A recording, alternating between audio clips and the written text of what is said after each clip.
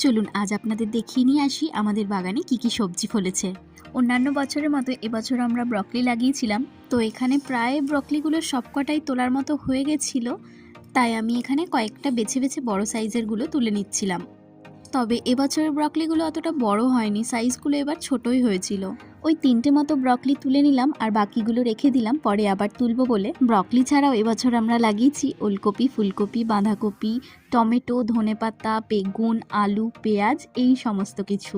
আর ওই যে দেখলেন একটা বড় সর্ষে গাছ, ওটা কিন্তু আমরা লাগাইনি, ওটা একা একাই হয়েছে।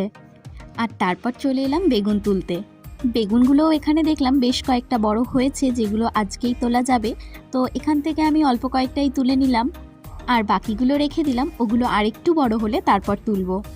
বেগুন তুলেছিলাম আজকে 3টে আর ব্রকলিও আজকে 3টেই তুললাম। ব্যাস আজকের মতো এই কটা সবজিই তুললাম আর বাকিগুলো রেখে দিলাম আবার পরে তুলবো বলে। বেশ, আজকের মতো ভিডিও তাহলে এখানেই শেষ করছি, দেখা হবে নতুন একটি ভিডিওতে।